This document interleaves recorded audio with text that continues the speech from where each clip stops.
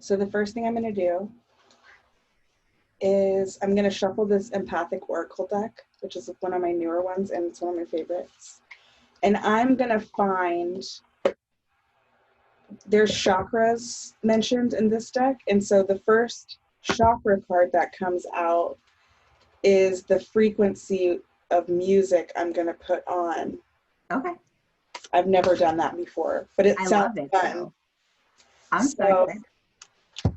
So yeah, I figured, why the heck not? Because there's all these great YouTube videos with these chakra bounce, and you can listen to it all night, and sometimes I do because it's just so relaxing. And it also then it actually works on, maybe it's a placebo, maybe not, but whatever it is. I like it. I've done like the binaural beats, but I've never listened for a long time with the chakra one. So I like that. Although I've done the singing bowls, and I know that certain frequencies are for certain chakras. So there's this one YouTube video that I showed to my students last year, which I love, which is a love chakra energy thing. And it's got all these great clips in it of like beautiful, loving things, like flowers blooming and baby deer kissing their mothers and children holding hands with their parents or building a silk sandcastle, like just all huge oceanscapes, mountains, birds coursing through, like just like a few seconds of all these different things. Now, it doesn't last for the whole video because the video is hours long.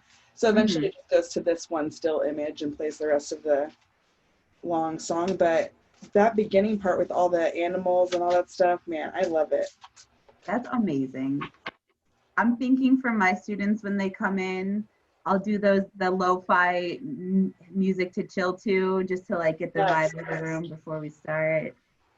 I've been really getting into lo-fi in 2020. I need a chill hot background music, you know? Same. I was listening it to just before when I was putting the lights on, and when my cat was eating the lights. But that's it. We figured that out. That sounds like a really cat-like behavior. He's such a cat, and we love him. I like cats, but I'm allergic. Oh, if he ends up, I washed out. If he ends up coming up, and sometimes he'll come behind the computer and he'll like rub his face on it. So if you see like cat whiskers in my like camera, it's because he's saying hello. Okay.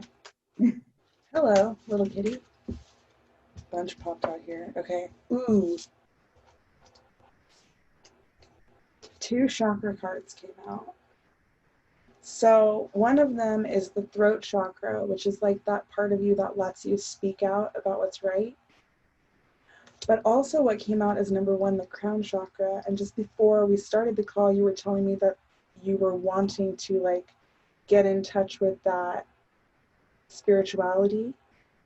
And the our crown chakra opening is like that hole in the top of our head where God's light comes in. That's where that, and it's the number 1, right, up here. So I'm going to put crown chakra music on because I feel like what we're trying to do is open the hole and like allow that beam to, you remember that game from the internet, or not from the internet, from having in-house internet, but for desktop computers where you could move around the pipes to make the green goop pipe drain? No. Okay. Am I telling my age? Am I a little older than you? I bet I am. Okay. A little bit, but that's okay. That's okay. But I do remember the pipe screensaver. Okay. Well, so in the game, it's like you have to move the piece. It's kind of stressful, right? You have to move the pieces around to make the tubes connect to each other in time for the goop to go through the tubes. Because if you don't do it in time, it like spills. Oh, okay. I like to think about spirit like that, where it's just like the more I relax and stretch and like I'm really admire your yoga practices. I want to get into that more too because it looks like it's great for you. It's amazing. And I love the feeling of space and creating space in like physically in your body too. Because when I was in college, I took this class called Alexander Technique, and half the class was like a one-on-one, and half the class was like she was just teaching you how to move and position yourself, and the other half she actually had you on a massage table and she like opened up space I've never felt more spacious in my rib cage in my entire life until she was like, "You're so cool. I love it."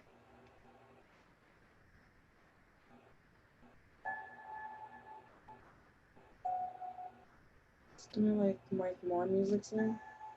This is too sleepy. Hold on, sorry. Not that one. Let's do the first hit. Oh yeah, this brand is good. A Meditative Mind presentation. Their YouTube channel is like really good. Yeah. Right. Can you hear that? Yeah. Sweet. All right. So pre the recording, when you were kind of vibing before, you mentioned feeling a little stagnant, especially spiritually. You are excited to get back into the world, but also have anxiety about the impending dangers of coronavirus because it's real.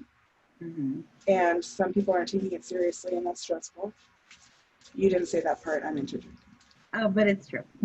But I just wanted to clarify that that wasn't you that said that. That was me adding it. I mean, you are welcome to co-sign, but I didn't want to like put those words in your mouth.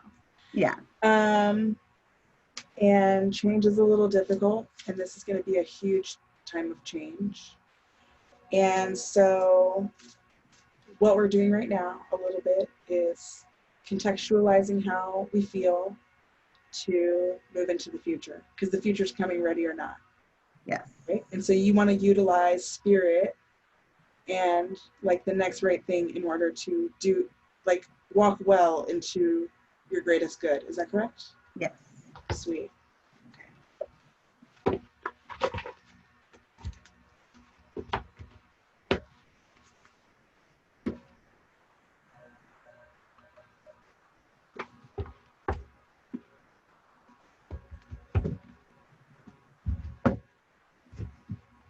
Are you much into art?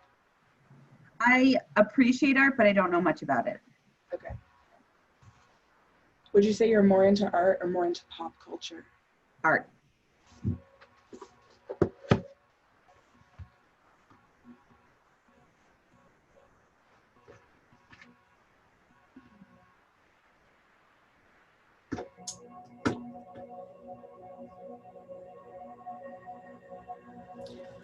Okay. Yeah. All right.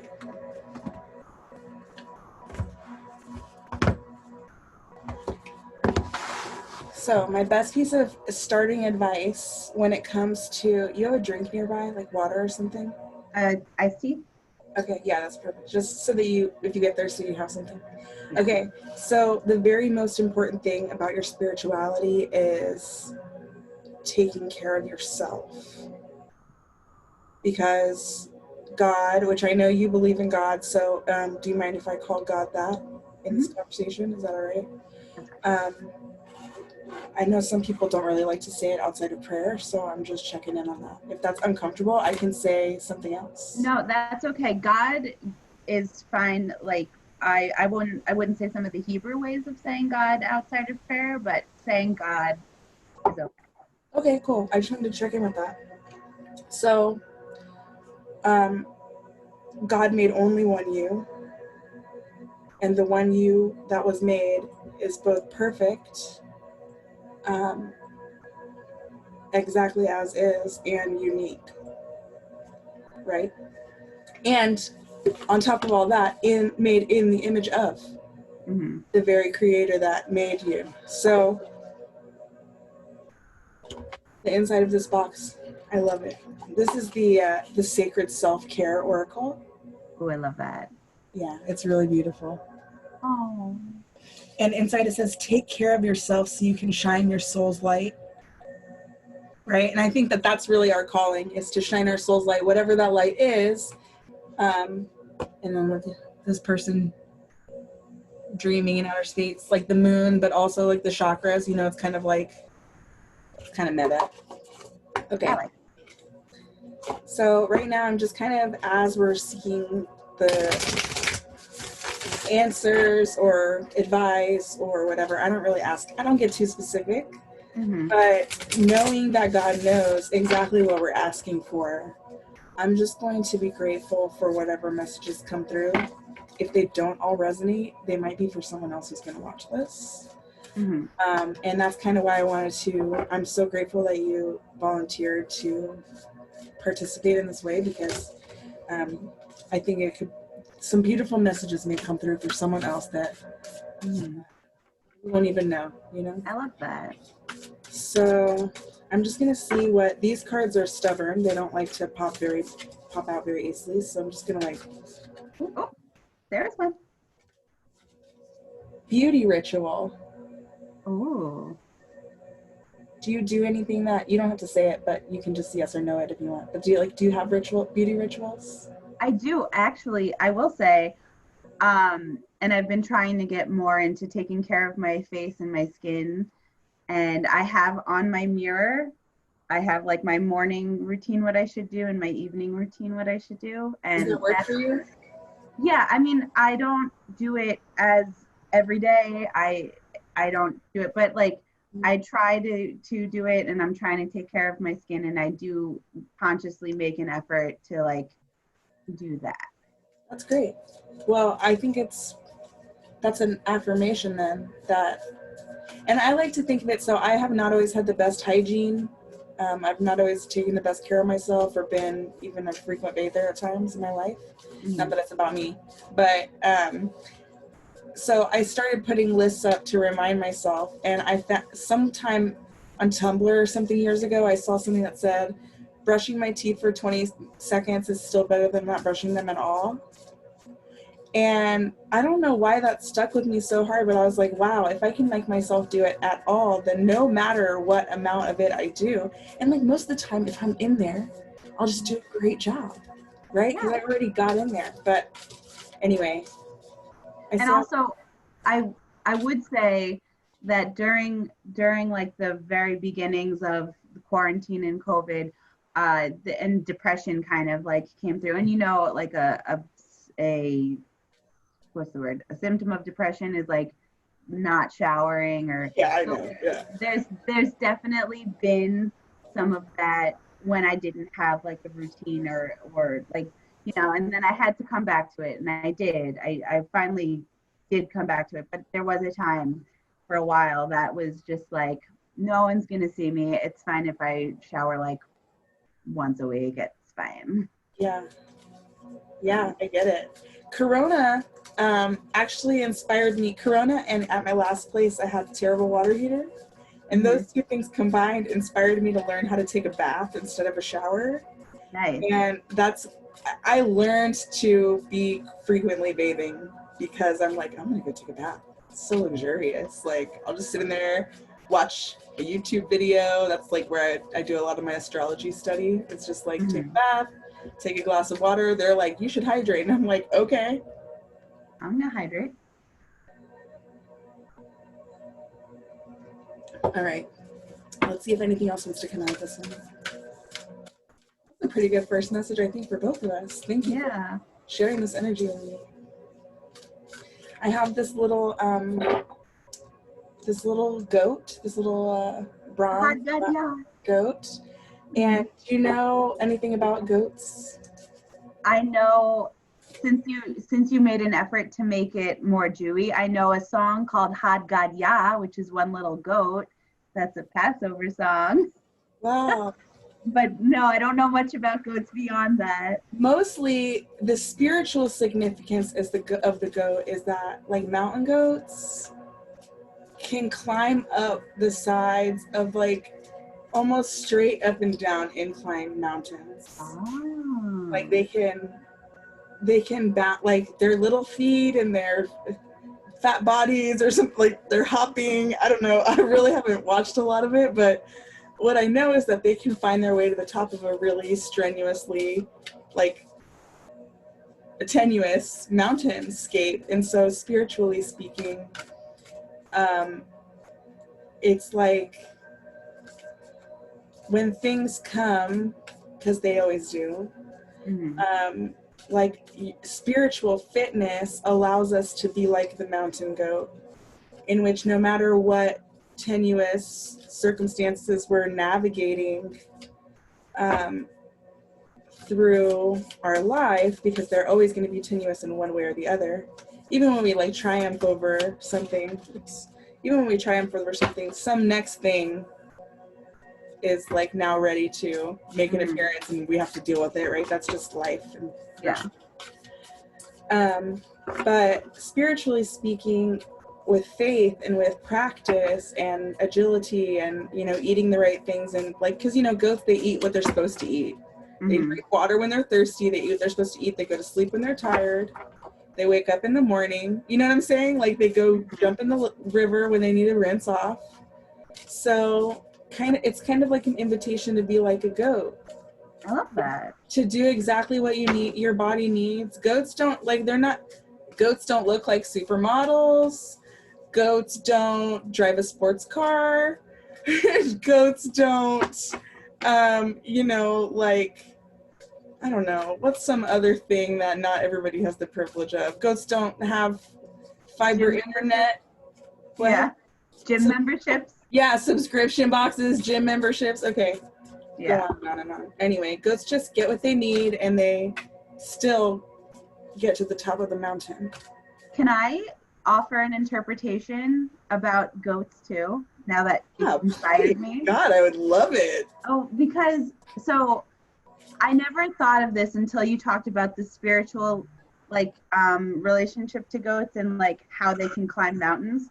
So the song that I'm referring to, Had God Yah, like it starts with one little goat, and then there's all of these events that happen. It's one of those songs, you know, the tree in the hole in the ground, and it keeps bigger and bigger and bigger and bigger, but it always comes back to the goat. So like the one little goat, after a series of all these events, like brought the hand of God, and then it came back to the goat, which I thought was like the coolest thing. Wow, that is cool. I know. It's like, man, we're the goat. It's like a little nonsense song, but now that you told me that, I'm just like, oh, maybe there is like more to this. There definitely is more to it. So another card that came out for you is, it has a little cat and a little journal, and on the little journal, let me read the entries on the little journal. Living expenses, education slash business, self-development, savings, travel, free, keep track of your finances, don't shop when you're hungry, make blah blah blah. There's nothing else, but it's this person, this is the first number one card of the deck, and it's called abundance planning. Oh. And abundance planning is beyond a budget. Abundance planning is now that you find yourself coming into your abundance, where if you're a professional person, which I know that you are, and approaching these more adult years of your life, which I know that you're in, you know, I'm trying not to reveal your personal business through this, like, going to be posted on the internet video, but you see what I'm saying? Yeah. One way to manage the anxiety of the situation, I think what I'm getting from this card is that, I guess I can hold it up for you, is that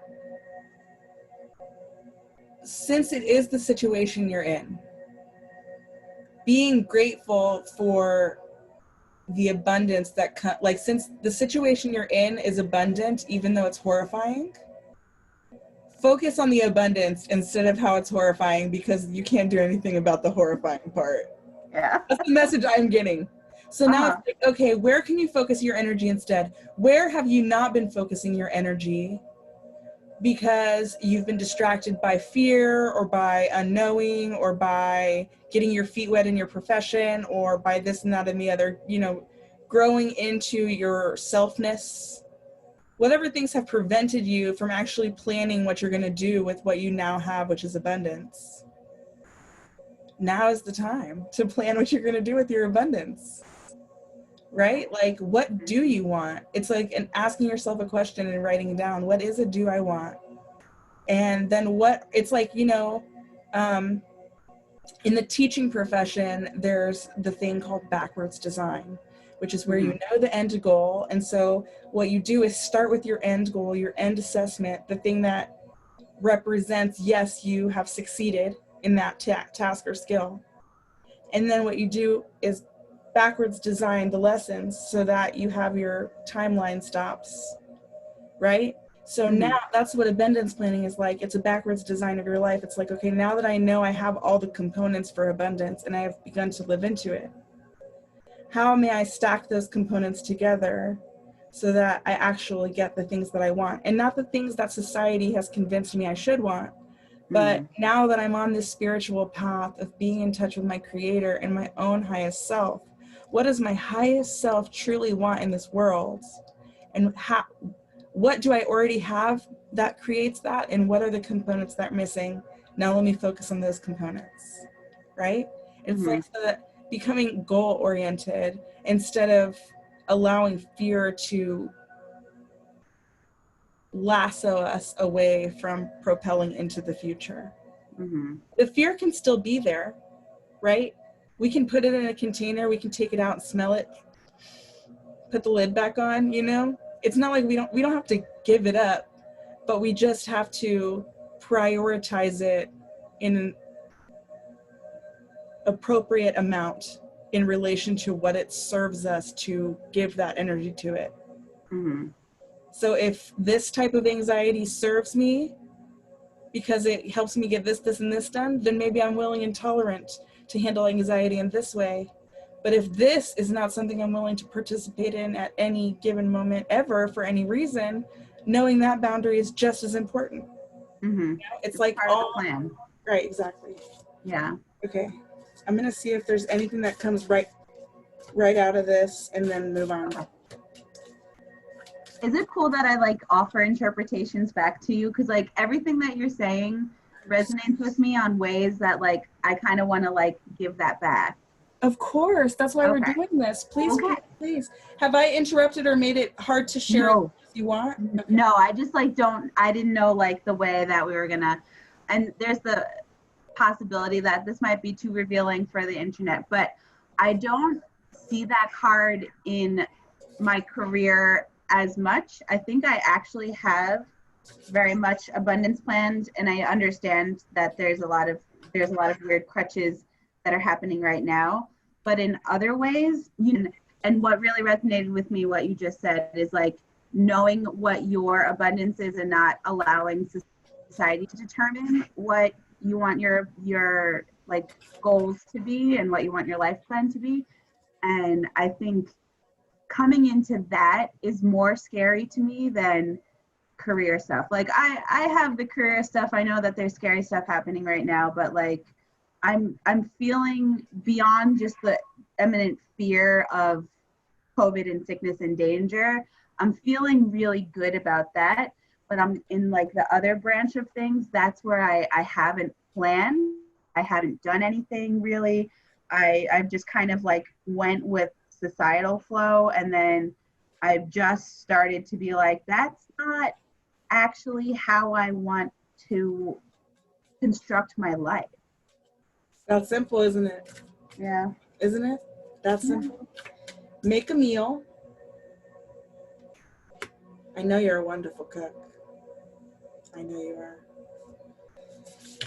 Number 40, pleasure. Number 54, watch a movie. Nice. And number 18, dance. Aww. Which I think could be very yoga related as well. That's like, very dancey. I like that 18 is dance. 18 is high, is life. And so I like how it's like the dance. Look how free. I love that. And I love to dance. Me too. I've been working on getting my space so that energy work. Number 22 reduces down to 11 ones, right?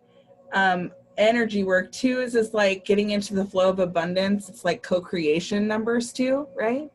So, and look, chakra alignment, energy work. And this is just an affirmation that yes, you need to be doing energy work. Obviously, you're getting all these very affirming cards. Build strength. And look at this open.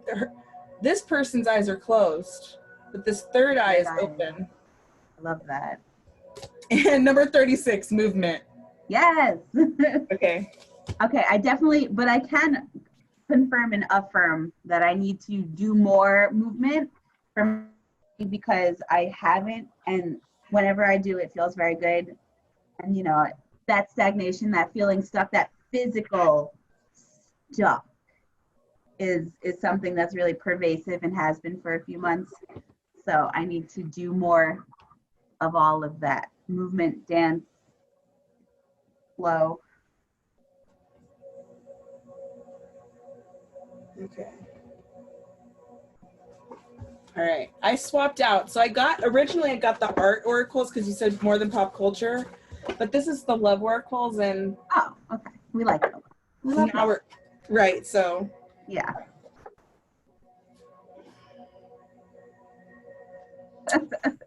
the Sappho card came out. Wait, I don't know that. Tell me about this. You don't know who Sappho is? Okay. I'm also going to get, just to tempt it, just to see if it comes out. Sappho.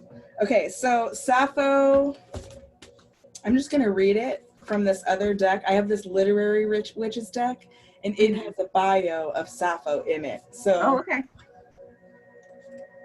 A mini bio. Love.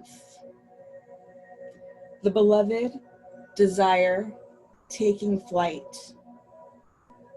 Before Plato and Homer, there was Sappho, 630 to 570 BCE, literary star of ancient Greece and the first female homoerotic poet. Plato called her the 10th muse, and her reputation has survived to this day. However, her sung and lyre-accompanied poetry of bittersweet love between women has been lost to time, fire, and religious disapproval. Only a few fragments remain. Wow. I need to do some more research on Sappho. Fucking Sappho, man. I know. I kind of want to shuffle this just to see if Sappho comes out. So I'm going to keep it out. But first I'm going to go back to this other deck. So now you know a little bit about Sappho. She was a poet. She played a stringed instrument. Yes. Sung her poetry. I'm just saying. Oh, I didn't even read the meanings from this card. So this deck, there's 3 icons. There's the fire icon, which is the one night stand. Mm-hmm. There's the diamond, which is the long-term relationships and breakups. And then there's the infinity symbol, which is family and friends. So each card has a message of each of those categories on it. Okay. Sappho's one night stand messages: love is a cunning weaver of fantasies and fables. Mm-hmm. The long-term relationship and breakups icon says, someone in some future time will think of us. And the family and friends message is, what is beautiful is good, and who is good will soon be beautiful. Aww. That's beautiful, man.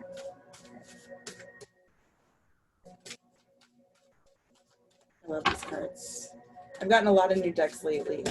Mm-hmm. Like a lot of them have been gifted to me, or I've traded readings. I'll be like, if you buy something off my wish list, I'll give you a reading.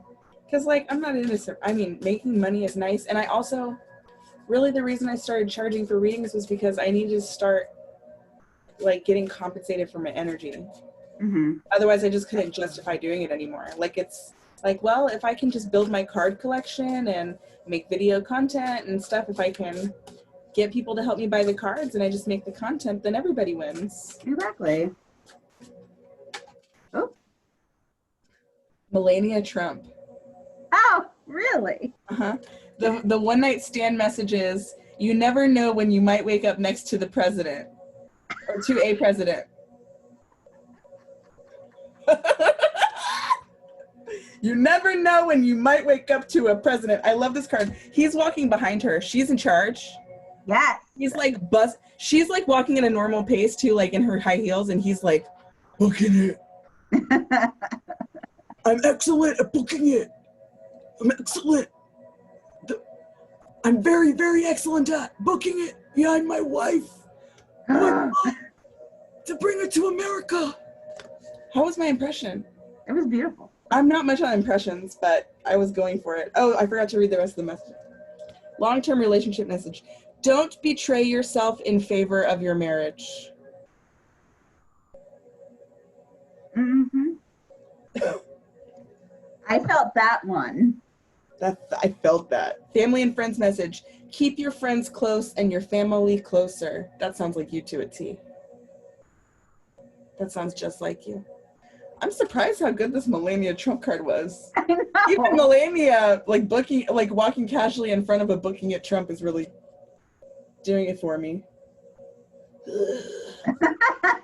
I did finish that Mary Trump book recently. Oh yeah, I forgot you read that. And it was like, I almost felt bad for our president because he has a lot of childhood trauma.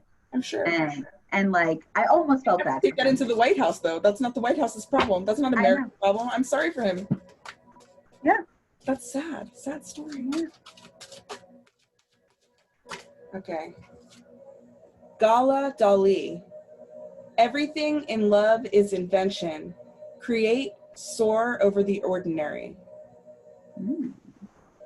It is by being in the shadow that one emits the most light. Be immortal rather than available. Mm. Wow. And also at the bottom of the deck is Lord Byron, so I think we should just give that a whir. Okay. Be mad, bad, and dangerous to know. Ooh. Love will find a way through paths where wolves fear to prey. And friendship is love without his wings. Interesting. Lord Byron. Thank you, Love Oracle's deck. Yes.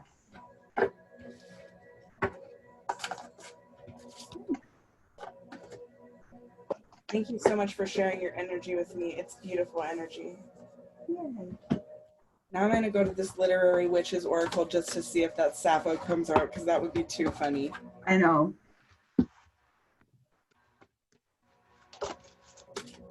Jamaica Kincaid, History.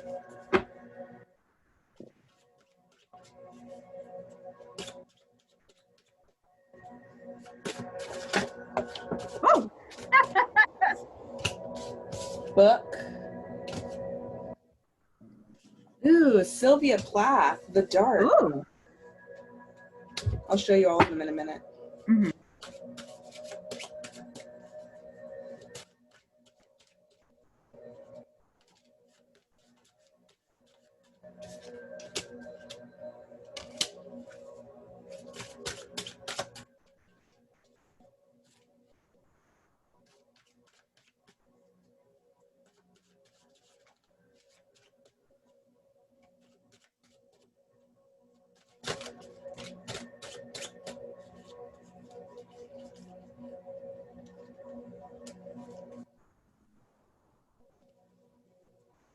It just like sometimes when I'm shuffling, it just like I feel like they're not done yet. Mm-hmm. So I don't know how to explain it. No, I get it.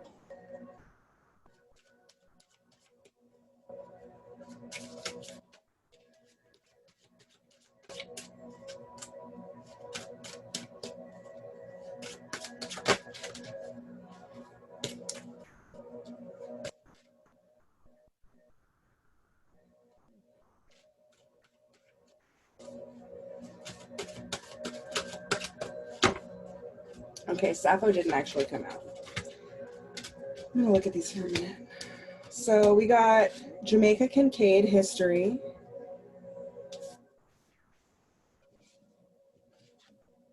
See it? Mm-hmm. Sylvia Plath, The Dark. Angela Carter, Identity. Mm-hmm. Maria Sabina, Healing. Mm-hmm. And then we got all these. We got Book, Ghost, Chicken, Creature's Paw, Praying Mantis, and Glove.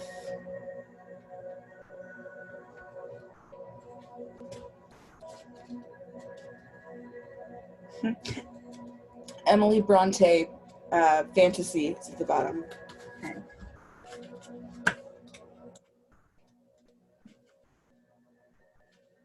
1 second. My cat is eating the lights again. Okay. Sir, you're not going to eat the lights. What are you doing now? No, we're not eating the lights. Relaxing, okay?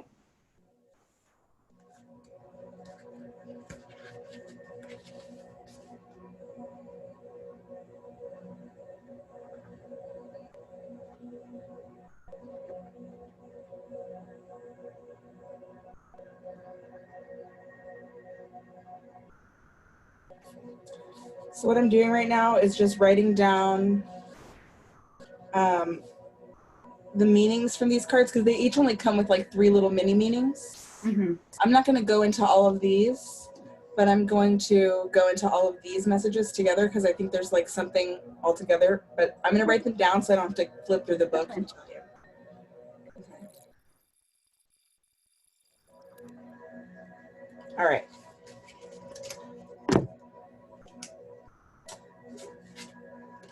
Book.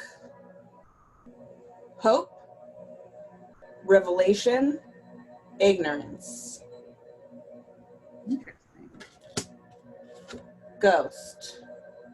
Memories, what haunts you, unfinished business. Chicken. The cackle, ancient past, lore. Mm-hmm. Creature's paw. The other, friendship, forgiveness. Praying mantis, wit, manipulation, fun. And glove, money, status, complacency. Interesting.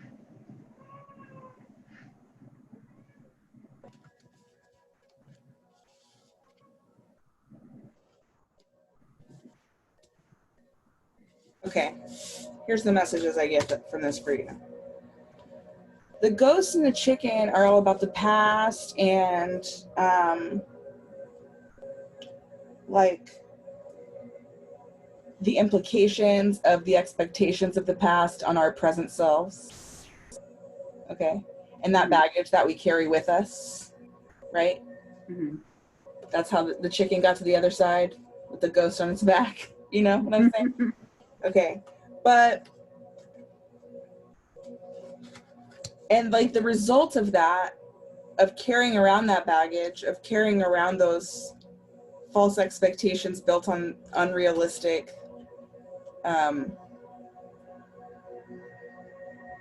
whatever shit that's not about you, that's been put on you because it's not about you, but it's not about you.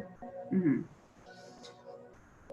These cards, this wit, manipulation, and fun, the money, status, and complacency, this is like the false goal. Mm-hmm. And you kind of said that before, the money stuff, like that's fine, it's all under control. The false goal, that's like the costume. Mm-hmm.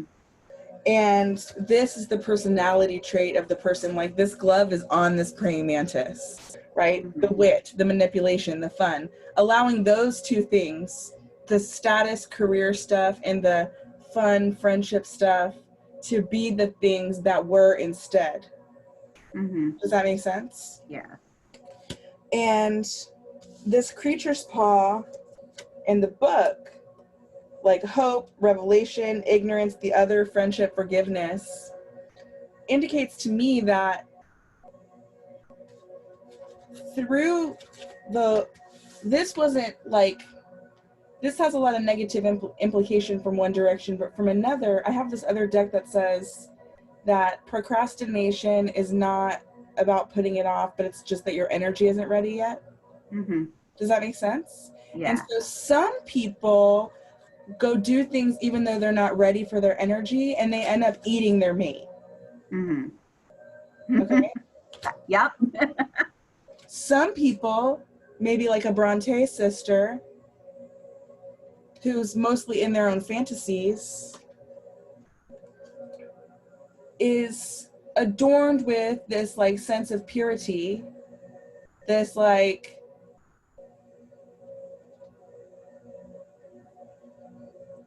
instead of charging forward unready and eating their mate, they don't charge forward at all.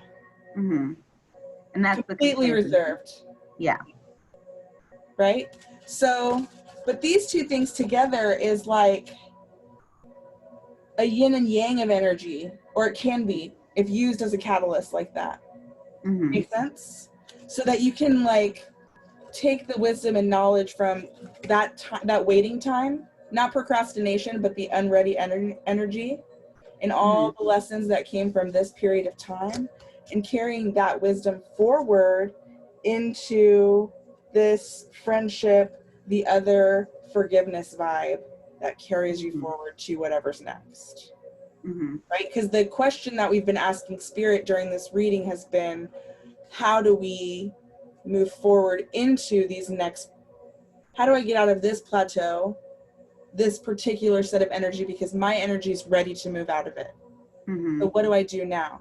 And this is like an affirmation saying, what you do is something, whatever the next thing is, whatever you figure out. And we're going to keep asking cards about it. But does that all make sense? I really resonated with that. Like, and the way that it was like set, it was because like it's past, present, future. And especially like when they had the chicken with the ghost and like the long term, like think of all of the I was just having this conversation today with my friend, and she was talking about how she's been really interested in from generation to generation, and in Hebrew it's Lador Vador, and it's something that's very, very important, that like she and especially like generations of like women, and like she's been trying to like feel the energy that she's gotten from her grandmother and her mother, and they've both passed, and trying to like go forward and not ancestor veneration is deep work. She could get a lot out of that. Yeah, but like she doesn't want to carry the baggage of their lives because they've had very rough lives, but she wants to like draw on the strength that they've cultivated for her to like move and like achieve the things beyond what her mother and grandmother could achieve.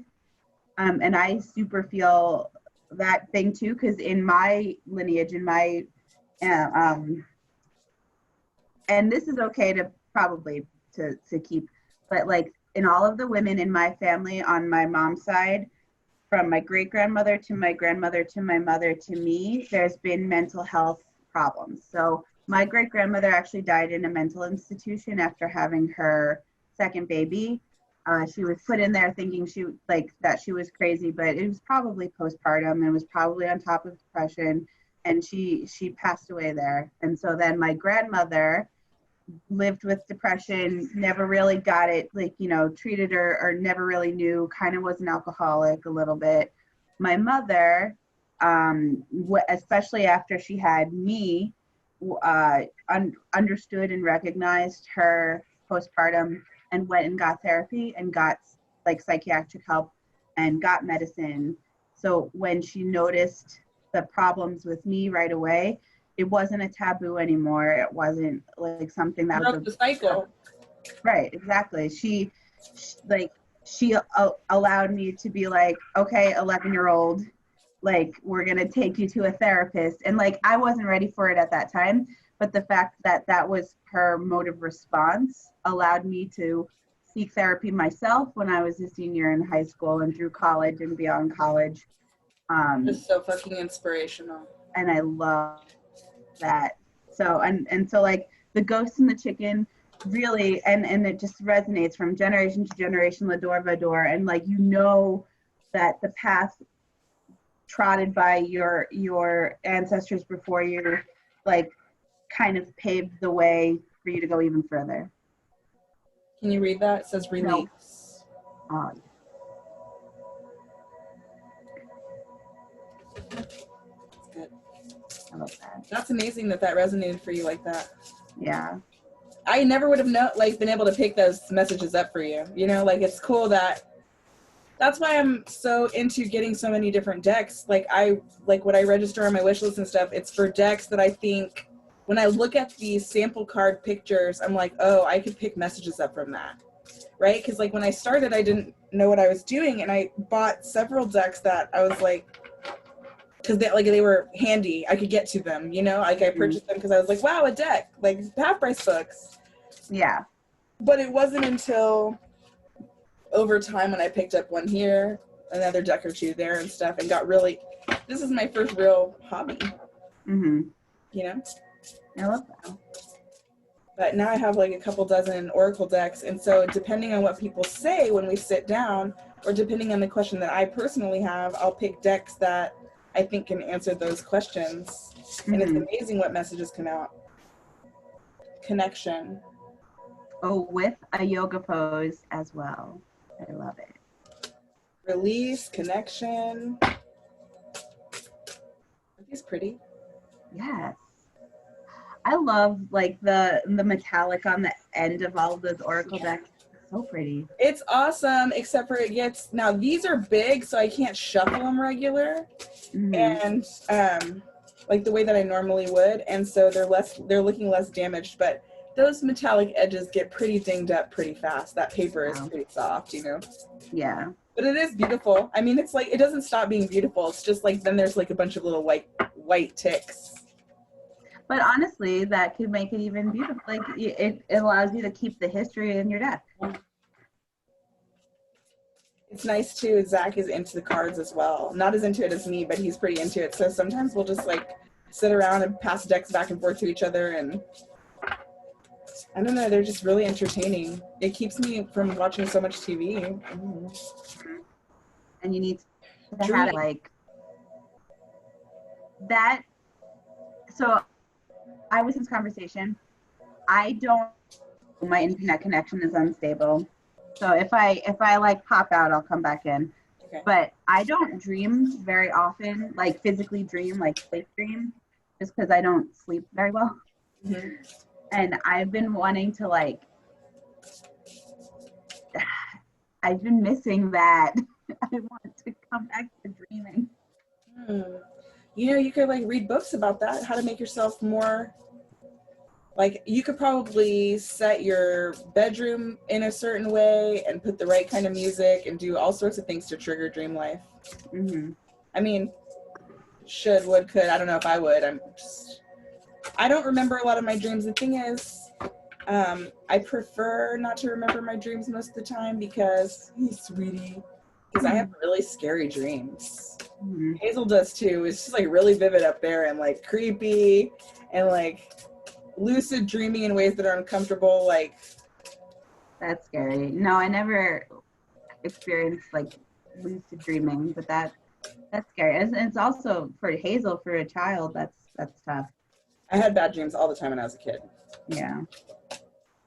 We have dream catchers up, and I have this, anytime she'll have a bad dream and she remembers it in the morning, we'll get out, I have this dream dictionary. Aww. And I'll be like, okay, well, she'll be like, Mom, can you get your big book out? And so I'll get this dream dictionary out, and we'll look up the weird things that happened in her dream. And sometimes I won't read them to her because they're a little saucy for a 5-year-old, but yeah. I'll make something up or read something nearby. She doesn't know the difference. All right. Sovereignty. There's that ancestral veneration vibe, you know? Yep. And shapeshifter. Ooh. Let's see what the book says about shapeshifter. Yeah.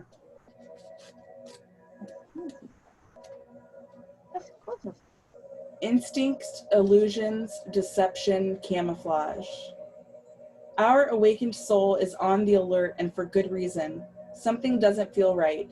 She is in a crouched stance that allows her some cover, but also the ability to spring forward and move quickly if she needs to. She has been on the road for some time and has learned to listen to her instincts when they tell her to pause and listen before moving ahead.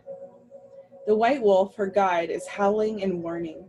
He is the spirit manifestation of her pure instinct telling her to be cautious. This spirit guide has been with her entire life and is her constant companion. She is shielded by a red cloak for power, security, and protection, and is wearing practical traveling gear and footwear underneath. Her well-being and survival mean more to her than all the pretty things she left behind. What is she in search of? You determine that. The shapeshifter card has come up in your reading today to tell you what you already know. Something is not what it seems. You need to look beyond the surface. Do what our awakened soul is doing. Pause, step back, and listen. The red flags have been there. You can no longer ignore your gut instincts. Be on the alert for people or situations that may try to tangle you in their drama and issues. This is the card of the trickster. Those who act like chameleons, changing who they are and what they want to try to come out on top. If you are able to listen and be guided by your instincts, take action when you know you need to, instead of looking back in hindsight, then this card takes you from being the hunted to the hunter. You are truly in your power when you have lived in alignment with your feeling, intuition, and instincts. It is a true gift to listen, to know when to act and when to stay still, to allow opportunities and people to pass that may be shiny but not aligned with your highest good. The affirmation is, I am connected and listen to my instincts. And the personal reflection question is, what signals does my body give me when I need to pay attention? Interesting. Ooh, change. Didn't you just say that? Yep. Kissing a snake. Change is trusting and kissing a snake. Look at this snake that's molting. You see its skin sloughing off? Mm-hmm. This person is so calm, though, looking into the face of that changing snake. Ooh, action. Wisdom. Vision. There's that third eye again. Mm-hmm. All right. Let's grab some tarot cards. Okay. I'm saving, this is the postcards from the liminal space, and I like to finish with that one because sometimes it's kind of a gut puncher. Okay. And it gives that final, like, in case you needed clarity, here it is, kind of messages. Let's do tarot and then that one. Yeah, okay? Exactly. Sorry, I got Neville's claw caught. He got mad at me. It's okay. All right. So I have like 6 different tarot decks. So I just kind of want to show you some options and let you pick which one artwork looks most resonant to you. There's this one, the Modern Witches Tarot,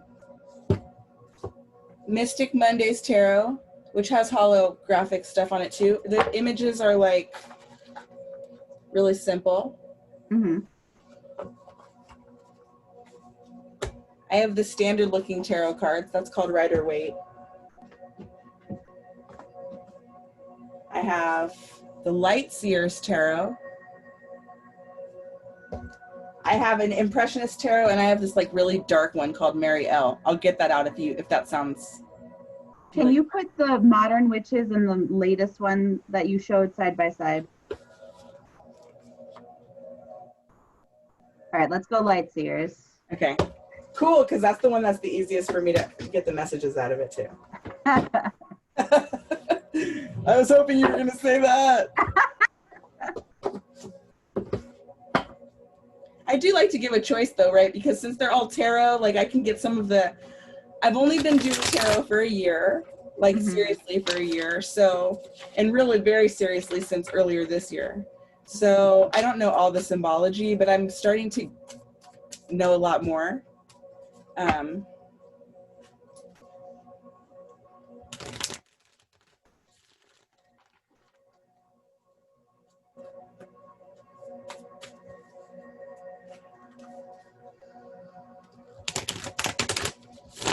I feel energy changing. Mm-hmm. Interesting. I love that. Me too.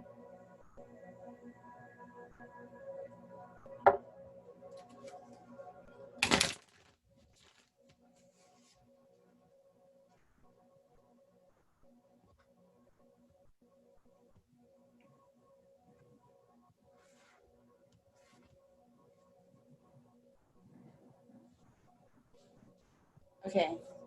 Tell me when to stop.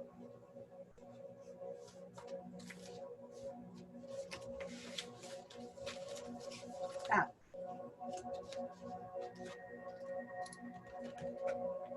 The Ace of Wands. Looks like looks like a crown chakra opening to me. It does.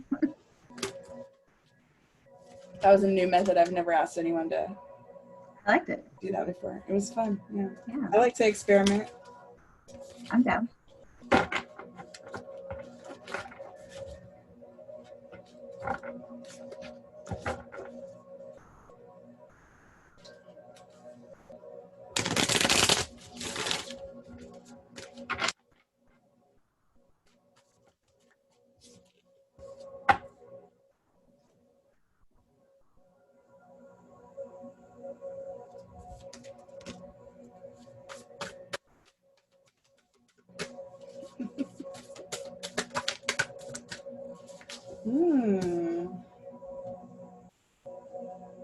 Wait, what's it say? 8 of Swords. Okay. 8 of Swords. And Swords is mental. And if you look, okay, this is driving me crazy. Oh, stop. All right, there we go. If you'll notice, it's only in her reflection, or this person's reflection, only in their mental space, that they're actually tangled up in all of these cords. The thing about the 8 of Swords is no matter what deck it is, the interpretation is always that the person is trapped by themselves. Mm-hmm. That they're actually only loosely bound, that there's actually always an opening, that they're actually like, they're strung up with their own thoughts, because the Swords is mental. Mm-hmm. So that's the thing that holds us back a lot of the time. And at the 8 of Swords, the person is starting to figure it out. Look, you see this person? They're figuring it out. They're like, oh, it's They see the reflection and they understand that it is only in their reflection. Yeah, that's their perception of the situation, but that might not actually be the reality. They might actually be sitting on a comfy shag rug in front of like a fancy antique mirror in their, you know, whatever, clean clothes and their manicured fingernail, like black fingernail polish. That, you know what I'm saying? Mm-hmm. Oh, Jojo. Look at this person manifesting what they want. This is that stuck feeling, and the person realizing that the key is in their brain. And so they get rid of those and they say, let me manifest this future that I actually want. Okay. Woo!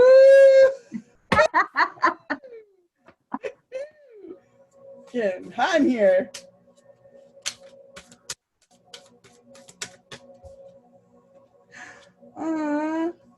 Ace of Cups. So this is mental. Wands are movement.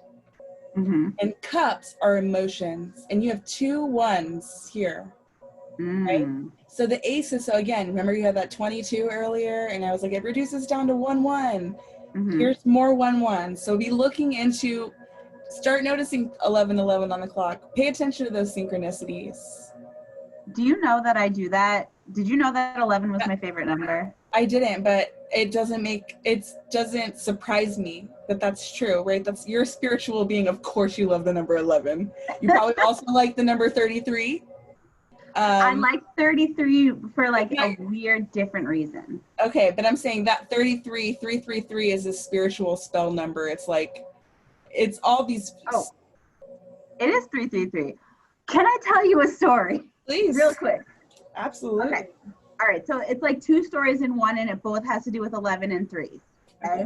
Love it. My grandfather died 2 months before my bat mitzvah. Okay. Rude. And I like just before like everything, this is so weird. Like I just kept seeing 11s on the clock like all the time. And I told my mom, like, I keep seeing 11 on the clock. And she told me that my grandparents, with every house that they lived in a house number 11. So I kind of take 11s as like my grandparents on my mom's side saying hello. Now to go on my bat mitzvah, I donated 10% of whatever my bat mitzvah money was to a foundation. I donated to like autism or something. But 10% of my gifts that I got turned out to be 333. And the way that my grandfather used to say three, because he's from Brooklyn, was tree. So I called it the tree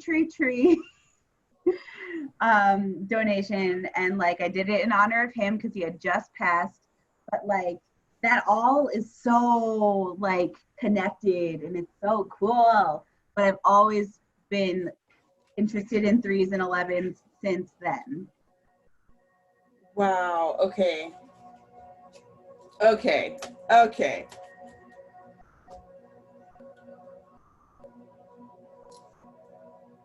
So you have your 1-1s. Now you have your movement and you have your emotions, right? Your brain has kept you back, but now you recognize that if you just, and now I also want to point out, when we first started the reading and I was looking for the chakra stuff, 2 chakras came out. Mm-hmm. I chose to play music from the crown chakra, number 1. Mm-hmm. But the other one that came out was the throat chakra, number 3. Mm-hmm. Anyway, it just really reminds me of this. Yep. You know what I'm saying? So I just want to put that out there. Where did the other one go?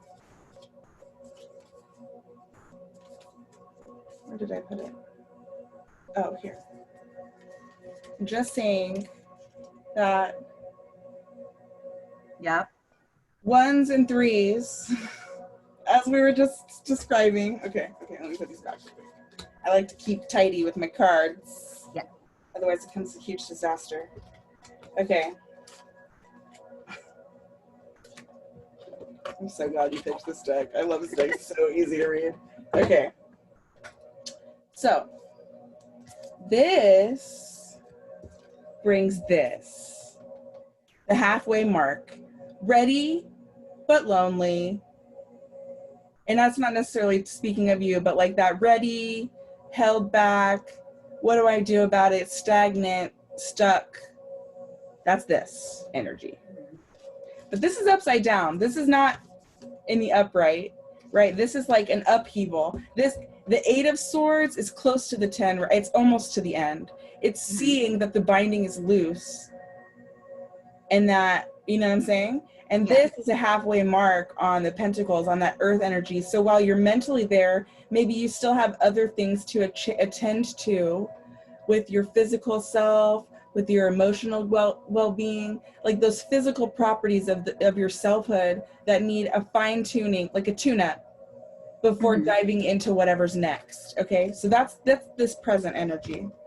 Look at this. This is that transition where you're like, here's where I'm starting. Here's where I want to go. Right? Because here's where I want to go. Right here. But I'm not quite ready yet, like, right? So here I'm at. I'm like making this transition. We know where the goals are. But look at this 9 of Pentacles. This is that stuck person. Now look, they're still alone. But this person's happy, fulfilled, engaging with nature and creatures. Especially it's like a white winged, like there's a lot of like purity ones kind of energy to that also, right? Now, but that's great. You know, this transition is good, but I've been manifesting some emotional cups over here, and I'm not seeing my manifestations. I'm still alone in this card. I'm still by myself here. Look at all these empty cups spilled out down this little beach hole. Where this person's looking,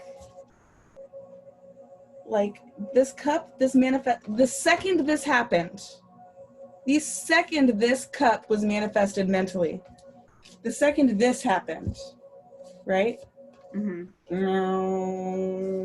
See how that light comes in through the head and it goes like the pipe snake all the way through, and now it's here stirring up in the heart. You know what I'm saying?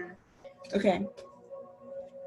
This character here already has it because it already happened the minute it was thought of. The minute this person knew what they wanted in this cup, like actually, factually wanted in the cup, not what they thought that maybe they haven't had before, so it could maybe fill the cup up right, but we don't really know, and I'm not sure I like the way it tastes, and I might throw the whole bottle away when I'm done. Mm-hmm. You know what I'm saying? Like, what? You know what I'm saying? Yeah. But it's there behind them. But over here, it's like, oh, look at all these empty cups that didn't work out. I'm pouring this one down the drain because, like, it's like, and this is like a cave. Mm-hmm. So this person's using their foot to spill out what's left of this rotten, putrid cup that didn't work out. Mm-hmm. There's a full cup behind, right? So those 4 just still need to get, okay, you get the point. I do. So then what happens? Boom, number 21, the world. Ooh. That's like when the person finally realizes that they are the cup. Mm-hmm. They're in the cup. The cup has been them all along. They're like, holy shit, I am the fucking cup. I'm the cup. Oh my God, I'm the cup. I have the cup because I am the cup. Like, shit, yeah, party time. There's my movement. There's my percussion. There's a wild horse in the background and flames and my hair in the wind. There's me and my friends co-creating in the universe. There's like, you know, we're just like realizing we're all the cup and we're being the cup, man. The wheel. The wheel of fortune is about, and look, this person's still by themselves. Look how peaceful. Look how alive. Look how enriched and happy and joyful in themselves, right? And the world, or not the world, the Wheel of Fortune is all about the tickings of time already happening as they unfold, right? Like they're already in motion. Mm-hmm. Like they were put in motion from creation and through our creation and past us. And this is an assurance that becoming this peaceful, joyful cup recognizer in the self puts you on top of that. Like then the tickings of time, the way that your life moves forward, you realize is for you. Mm-hmm. Even in those moments that it doesn't really feel for you, you've lived through enough to see that even in the times where things don't feel for you, ultimately you always find that they are. Right? And it's living in that. That's where this piece comes from. Right? Mm-hmm. That's where this movement and joy comes from. And I'm starting to see a little bit, like, look at the wind blowing in that new direction. Mm-hmm. Look at the wind in this one too. Ooh, underneath that is the Fool's Journey, the beginning. The Fool's Journey, like we cycle through our cycles over and over again. So like we get through and we to the end of our karmic cycle and we're like, woohoo, karmic cycle done. But the thing is, when you get to the top of the staircase, you're just the landing for the next one. Mm-hmm. Ascension is never complete, right? I mean, it might complete one day in Nirvana, mm-hmm. but I'm certainly not looking forward to completing awakening anytime soon. I don't know about you. Right. Right, but look at this journey. There's so much, there's like a wind in it, right? That wind is flowing through all of this and all of these experiences, the solo self, whatever this is, which might be friends, it might be more, we can't tell by looking, but what we know is this moment is not about romantic intimacy, mm-hmm. but is about celebrating. It reminds me of that, okay, so The Prince of Egypt is one of my favorite movies of all time. Mm-hmm. Are you familiar with the film? I know the music better than the film, but I know the music. Okay, the Tapestry of Life song, where mm-hmm. The woman who had been stolen to be a concubine, but then she escaped and Moses ended up eventually marrying her. Mm-hmm. Her dad, like big beardy guy, sings about anyway, they're all dancing and happy. I love it. Like this. Anyway. You're catching this drift, right? Yes. I'm picking up what you're putting down. Okay, good. I'm gonna see if anything else comes out of here.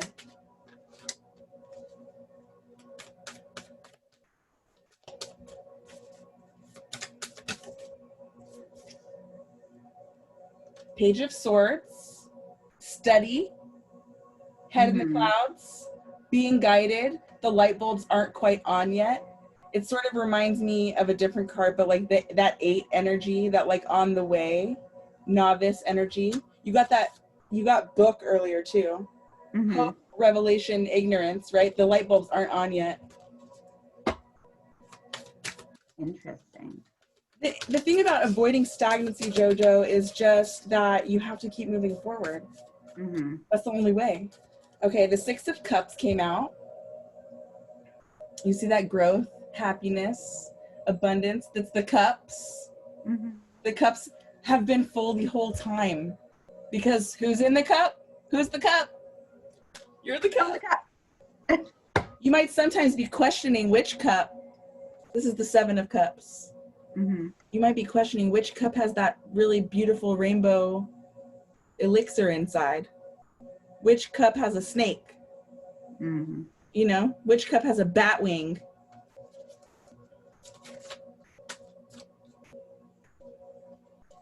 Ooh, the Emperor.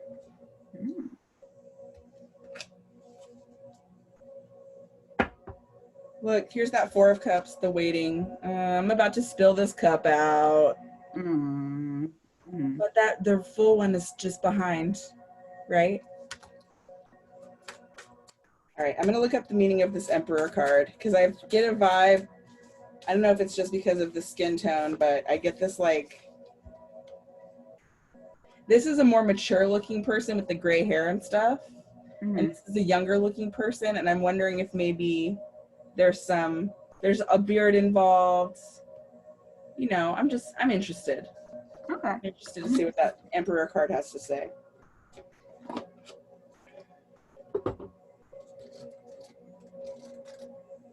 And then I'll go to that other deck.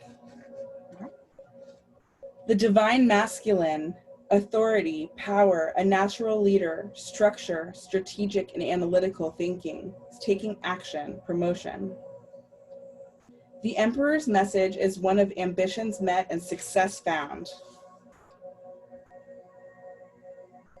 Often seen as the card of the Divine Masculine, the Emperor brings forth a desire to build a better world one brick at a time.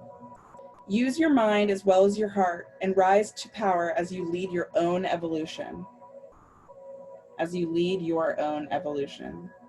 While becoming your own emperor means infinite possibility for your success, it also means addressing any issues you harbor around authority, control, and willpower.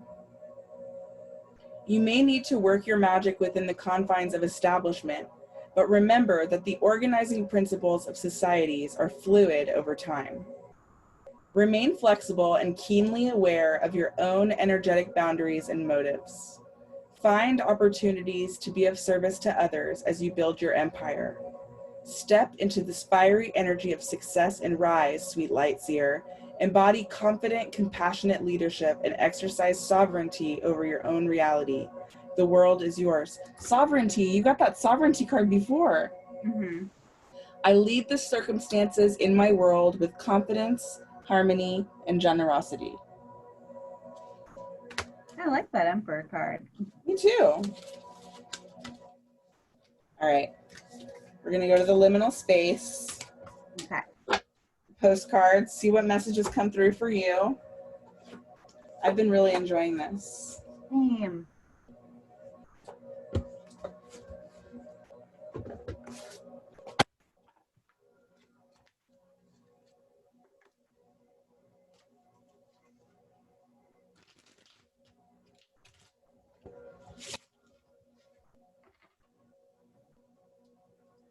Kind of hot in the closet. I have a little fan right now. Oh no! What? I didn't know what room you are in. Yeah, in my mortgage payers closet. They don't call it the master bedroom anymore. Oh, you could say primary bedroom. Primary. Thank you. I was like, the only other alternative I heard was mortgage payers, and I was like, the big closet in the big bedroom is the primary closet of the primary bedroom is my prayer closet. Oh. look, you keep getting these messages of forgiveness, and I'm not sure what you need to forgive yourself for, or what you need to feel you can be forgiven about, or what you need to go easier on yourself about, like whatever you're beating yourself up about. Okay. But you have to understand, Jojo, that like all these horrible pressures that you put on yourself, that's all you, baby. Mm-hmm. Like you may think you're doing spirit or the world a service by being intolerant of yourself, but that's a lie that you tell yourself. That's not true. Death is in the healing, or death is the healing, right? So what that says to me, look, the software update, an equal but opposite reaction. Like, Jojo, the only thing holding you back from all of your dreams coming true is not just believing that you should be able to get it, but believing that it's possible in the first place. Or maybe those in that order, maybe believing that you deserve it and then believing it's possible. Or maybe at the same time, maybe this conversation, you can just be like, okay, I'll take that as the belief, right? Because the thing is, it's true, whether you believe it or not. So once you accept your glory as unique, divine, beautiful, intentional creation of God, the equal and opposite reaction is the death of that old belief, is the software update, is the person, the resulting person of that process is the person who can receive the gifts that you want and that you are entitled to and that you do deserve and that already exist the moment you think them and believe that they're possible. You know what I'm saying? All right. Let's see what else has to say, because those came out easy. Yeah, there was definitely gut punch in that. I know, these are the cards that hurt your feeling. Those are the ones where you're like, okay, we need to come back down to earth. It's not that crucial. Those, like, it's better down here.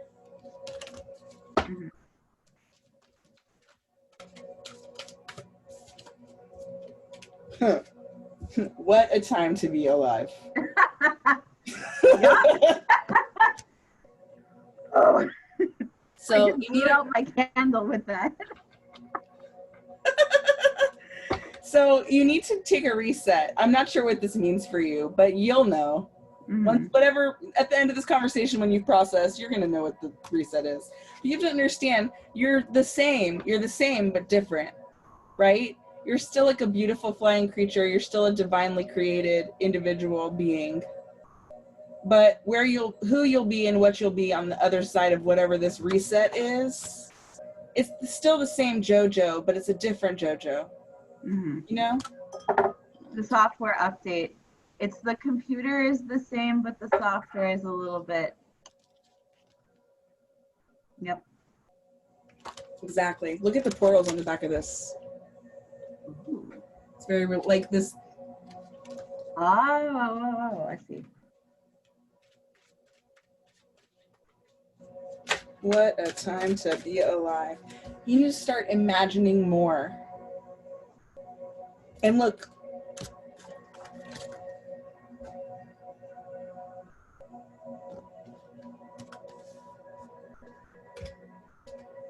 Okay.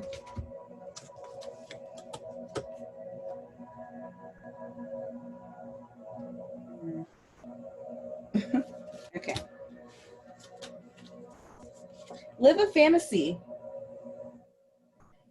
Fantasy isn't just about imagining what you can't have.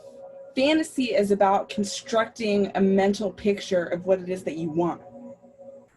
Right? So that's the positive aspect of fantasy. That's where we construct our dreams and then we approach creator with our dreams and say, are these in line? If this is in line, I know that you will make the path. I don't even have to worry about it. The path is already made. It literally, the cup is already full. It exists. I just have to keep listening for the signs and signals, the 1111s, the 1, 2, 3, 4s, the 1-1s, the 3-3-3s, the trees. As Theodore would say.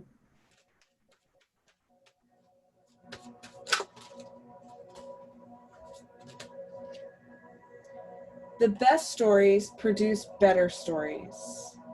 And what this card talks about is that it's that escalation process towards our awakening, right? Like each death, right, here's that death is the healing card. Because once you get to the end of that story, once that cycle is over, it creates the wisdom, the everything necessary in order for that new, better story to begin, because you have the wisdom of those experiences, the understanding the chain reactions of behaviors with, like, before we didn't have foresight about those things because we had no experience, but now we have experience, so we can apply that wisdom to our new choices to avoid or to gain, right? Like it's yes, we can apply our experiences to avoid things, but we also can apply, like, in order to be successful. So snip, whatever the bad habits, bad feelings, everything that's holding you back from everything that it is that you want, because it's just your belief away. Don't worry about it if every once in a while during the software update you go through a glitch and it's a setback, because healing and growing are not linear processes. Sometimes we have a hiccup, but ultimately those hiccups again teach us through the death of that experience how to create a better story ongoing. So we can't be as scared of these glitches, right? We just got to create the patches necessary to make the program run properly again. Let it rain, let it rain, let it rain. Are we talking about sovereignty or what? Look at that crown chakra. Yep. Just let spirituality and like getting in tune with who you are and what it is that you desire, like let that become your deepest focus. Everything you want, you can put every ounce of your energy outside of your professional life into creating the most sovereign, beautiful, spiritually charged, uplifted, fulfilling whole life that you can possibly create.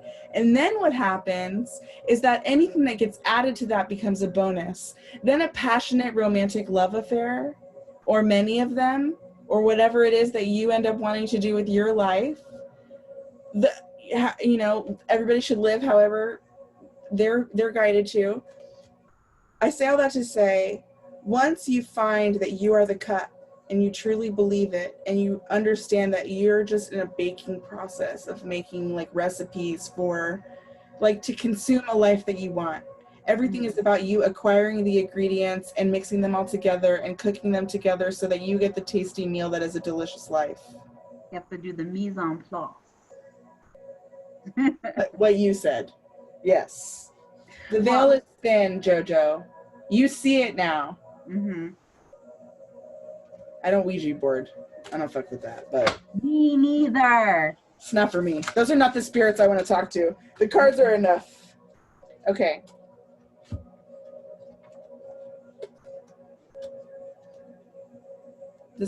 There's a lot of meaning here. This desert island has like a comfy lounge chair. It's both a desert island. It's both a prison and a paradise. Okay. Solitude gives us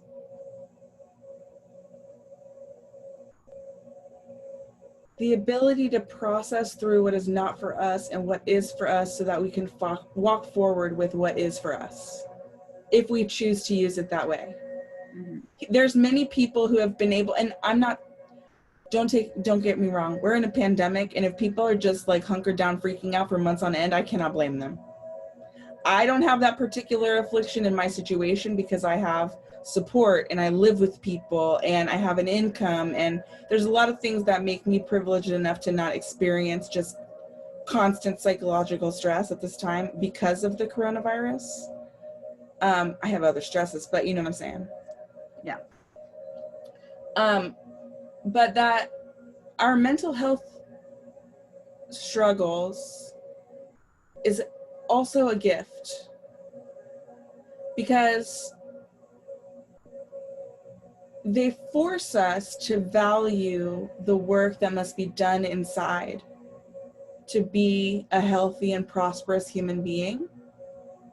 And it is only people who have conflict in their life that is such that propels them to do this deep, psychologically tenuous, like heart-wrenching, powerful work. It takes a certain amount of solitude to be able to face those things, because cracking open like an egg to the universe is humiliating. It's really hard to do in front of other people. So there's some privacy involved. And here's the final card. When you have your self-esteem in check, it's time to investigate shadow work. It's not something advisable for people who are having self-esteem issues, because self-esteem issues, shadow work will only exacerbate that. Mm-hmm. But someone who feels confident in their human beinghood, and stable in that, you don't have to be happy. You just have to be stable in your worthiness, right? There's a very distinct difference between happy and stable in worthiness. Once you're stable in your worthiness and you understand that you can't, even your opinion of yourself doesn't actually matter in the grand scheme, because you were made by God. Mm-hmm. It's no good for you to hate yourself all day, but it doesn't make no difference to God. It's just making your own personal hell on earth, right? I say you loosely. I'm not specifically pointing my finger. But shadow work is about finding those deep, dark parts of yourself that maybe are uncomfortable, hard to look at, and forcing yourself to look at them, but beyond look at them, befriend them. Mm-hmm. Because the parts of yourself, the parts of ourselves that we don't like, that we don't value, that we are embarrassed by, that we wish weren't a part of us, all those different things are literally just as valuable parts of us as the parts that we admire ourselves. So when we can grow into appreciation with those sides of ourselves that we figure are shadowy, we can learn. It's kind of like having a shitty coworker that suddenly the light bulb goes on, and even though you guys don't agree on anything as human beings, somehow you know how to work together. Mm-hmm. That's kind of like your shadow side, right? Like, you guys don't agree on how things should be done, and they oftentimes push your buttons in all the ways that make you act in a way you don't appreciate, and you really wish they'd stop doing that because you'd like to have some boundaries. Well, the only way we can build constructive boundaries with other people is by building relationships with them. So the only way that you can build constructive boundaries, and I can build constructive boundaries with our shadow sides, is by making good relationships with our shadow sides first, appreciating them for the instincts that they give us, the experiences that we never would have had without them, the lessons we learned because of how they operate in the world versus how our like regular side, our light side, we don't exist without each other. They suck, but they're still us. And that's kind of how we have to look at ourselves, right? We suck, but we're still us, and we're on purpose. Mm-hmm. So even though I can't see what's valuable about me all the time, I have to know that being on purpose means that I can't be that bad, Mm-hmm. Wow. Honestly, anybody who watches this will get so many beautiful messages that I feel like we're really meant for so many people. Like, we did a lot of amazing work in this conversation. Do you feel that way? Oh, absolutely. Yeah. Good.